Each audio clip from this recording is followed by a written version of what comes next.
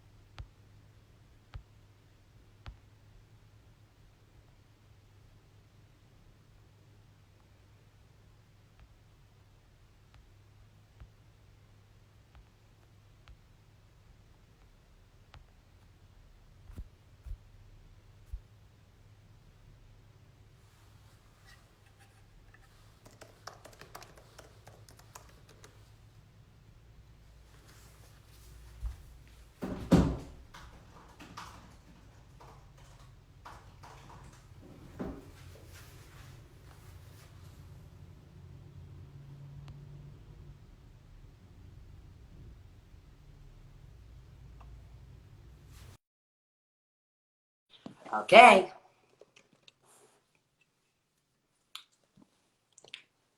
Selena fucking Gomez. Hey! Hey girl, Hi, I'm so happy to have you on the show. I'm so happy to be on the show because you're killing it, girl.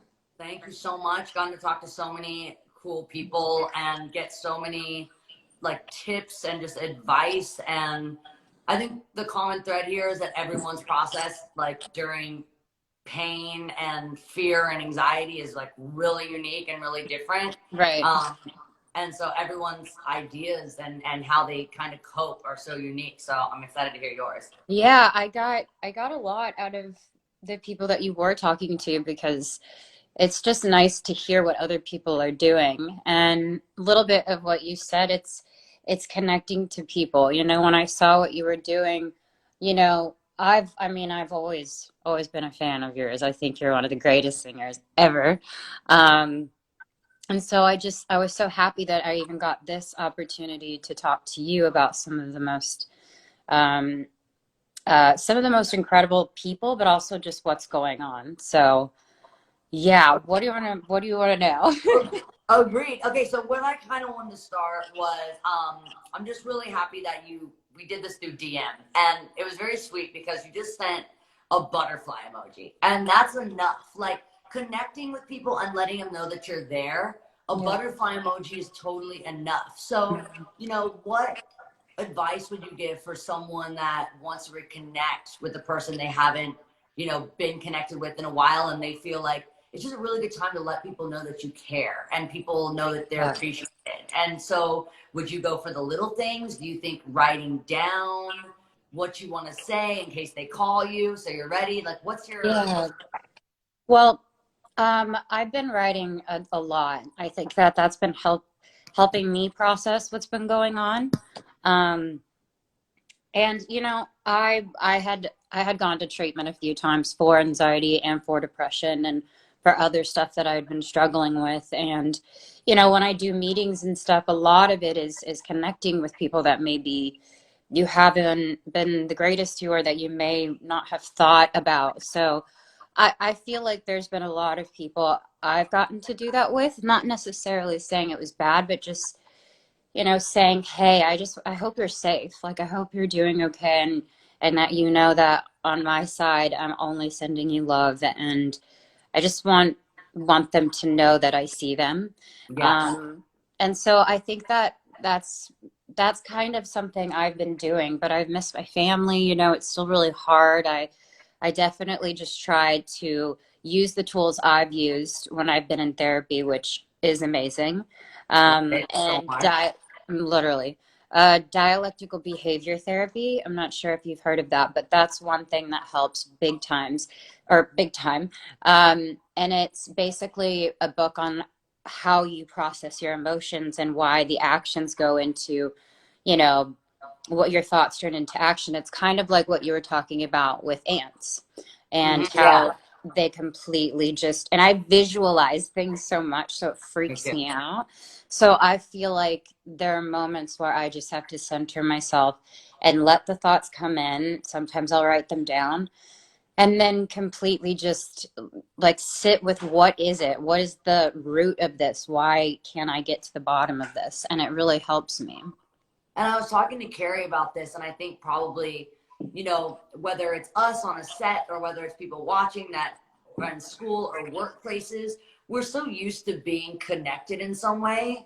And when that is like just kind of, it was just so abrupt. It just, all of a sudden we were locked down. And Yeah. there wasn't much time to, usually there is a process, I feel like.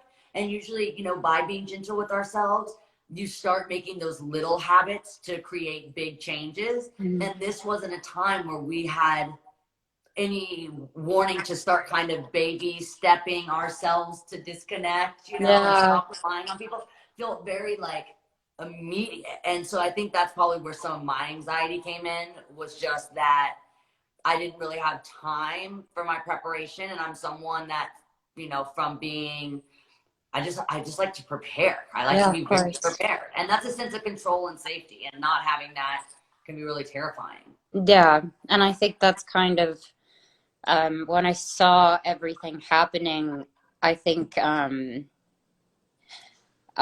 sorry.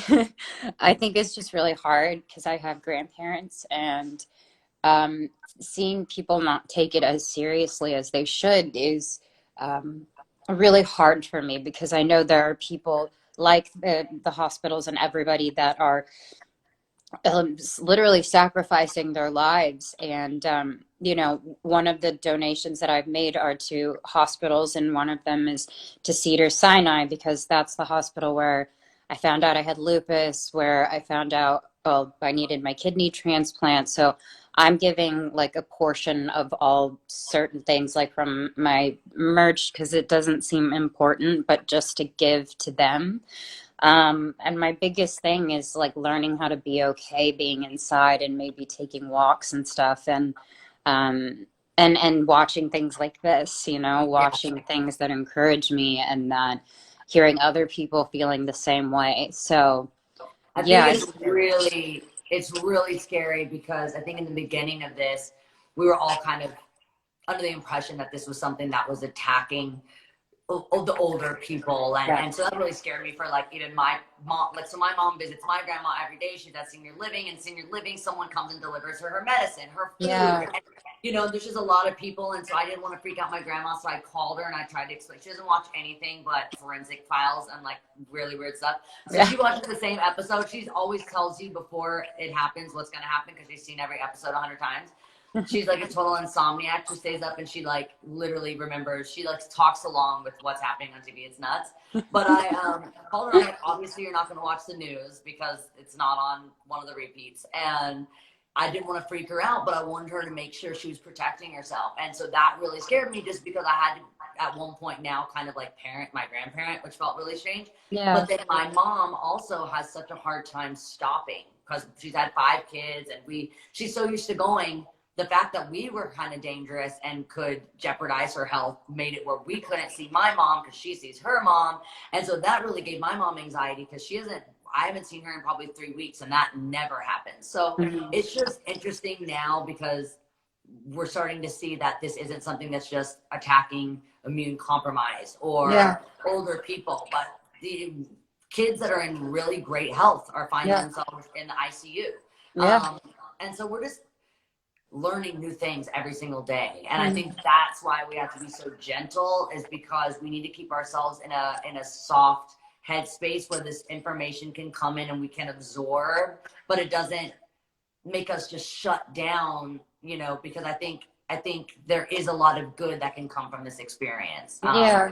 like this. And I think that that's something that's helped me too, is like I read scripture and poetry and everything, and there's this one line that says like I choose to see the goodness in the land of the Lord, for me speaking personally, and it's because we weren't really prepared for this specifically. But I Yeah. do know that there are moments where this is where we test each other. Like, how are we going to treat each other? Because even me just walking my dog down the street, and people walk by and then you switch sides. They're saying hi and they're being friendly and they're being kind. And that's something Elton said that I hope happens as well, is that, this can be a time to be gentle with ourselves. Like you said, taking breaks from all the noise, even taking breaks from social media for a second, and just, being outside or being with my babies outside, and like just just breathing in air. I think that that's something that's really important. I agree.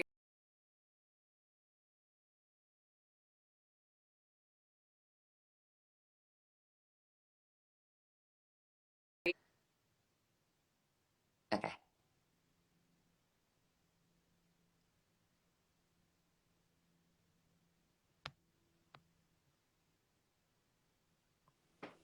Okay, we're back. That was too good. I couldn't like not see her.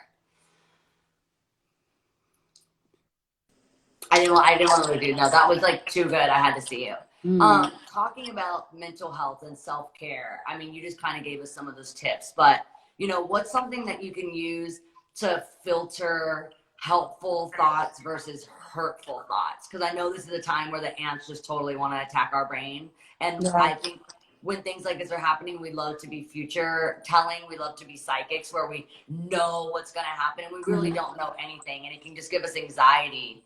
What do you use to keep yourself helpful? Communicating with like women I respect. Like I have a few older women that I look up to that aren't in the industry. I call them, and I think talking through what it is you're feeling is extremely helpful. Yeah, And I think there's wisdom in all of this with women and with other people, and all of my friends as well will get on calls, or we'll just talk to each other. But sometimes I have to feel it, Miley. Sometimes I got to cry it out, and I've got to release it and just take a deep breath, and then remind myself, go back to my tools, which is, okay, where is this coming from? I yeah, understand I'm a big empath, so I feel so much of what the world yeah. is feeling. So maybe I need to take a step back from that, or whatever it is. But also just being there for other people actually helps me too. I Um, agree. It gives so me so much light in this time just to be able to connect with people, like you said, people I respect and people that I love and want to hear their advice, but just to know people are there and just to know that people yeah, are feeling the same way that I feel makes me feel less alone. Um, yeah. so what's your advice for someone who's afraid to talk about mental health? Like, where would you tell people to reach out? I know you work with crisis text line 741 and I know someone will respond. So is that something that you would say to reach out to, or like, how do you talk about mental health? So recently I went to one of the best mental hospitals in the world, but definitely in America, McLean's Hospital. And I discussed that after years of going through a lot of different things, I realized that I was bipolar. And so when I go to know more information, it actually helps me. It doesn't scare me once I know it. And I think Yeah, people get scared of that, right? They're like, oh, and I've seen it, and I've seen some of it even in my own family, where I'm like, what's going on? Where it's just, I'm from Texas. It's not known to like talk about your mental health, or you got to seem cool. And then I see anger built up in children, teenagers, or whatever, young adults, because they are wanting that so badly. And so yeah, I just feel like when I finally said what I was going to say, I wanted to know everything about it, and it took the fear away. It was like when I was younger, I was scared of thunderstorms, and my mom bought me all these different books on thunderstorms. So she's like, the more that you educate yourself on this, the more that you're not going to be afraid. And right. it completely worked. And that's kind of something that helps me big time. That's really good advice. I really like that about buying the books about the thunderstorms, because when you do understand something, you don't think, hey, this is just happening to me. Because when something's just happening to you, then you can't kind of find some sense of maybe tools that you could Right. use, and it'll give you a sense of like there's things that I can do like therapy that can make me understand parts. I was actually talking about parts of my personality that if I let them control me, they could become negative. But if I learn how to kind of use them for good, like I have, OCD, like I'm pretty obsessive. At a time when I was younger, it used to really drive me, kind of made me feel like I was just too different. I didn't really understand it. And Mm. I used to like alphabetize things. Like I couldn't, like I would throw these total fits if I couldn't alphabetize things and all these different things. But now it's been able to help me to kind of learn about it and be able to use it for good and use it for doing things like this and staying Yeah. organized, but then also just be able to understand it more. And so it's just really important to understand something that you're relating with or just doing research, and it's a really good tool. Yeah. um so what I wanted to ask you were, besides obviously like your therapist, what are some reliable sources that are like really close to you in your life, like crisis text hotline, or what are some organizations that you support that you would encourage people to look into? So I recently, with along with, we were selling some stuff, is that we were donating to the Recording Academy. I had Justin Tranter, who is one of my writers that I work with all the time, and I love him so much. He sent a mass text to people saying this is definitely going to affect our music community, and music makes, I mean, as you know, Yeah. music makes you feel, makes you happy, and makes you explore different things. And so, the Music Cares is like a part of that as well. So I've donated to both of them, because that's also a side of my people. So I'm doing like, I'm trying to do hospitals, and then I'm going to be working with Music Cares, and then I'm not going to stop because and I talk to my team daily. I'm like, where's the holes here? Where's the things that I can be placed to help in any way possible? So, yeah, there's a couple of other things, but I love Music Cares. We actually were yes, talking about Music Cares and the struggles that independent artists will have with concerts being canceled and venues. And I love what Live Nation is doing with Crew yes, Nation, taking care of all the crews. So people are really stepping up in our community, which makes me really, really happy and proud to be a part of it. yes. Before we go, I wanted to talk about this tool that I have that's called Feel Great Anywhere, Anytime, and it's from my therapist, Dr. Amen. And it's about anchoring yourself. So in times where like anxiety,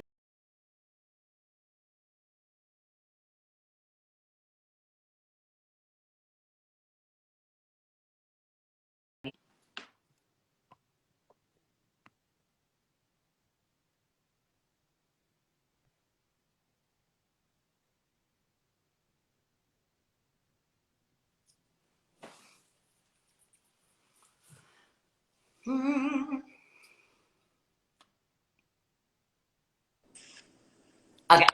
Okay. So this is the one thing I wanted to ask you. So it's about anchoring yourself. Anxiety can really make us kind of feel, that floating feeling where you feel like there's Yes. no weight in your feet or your hands.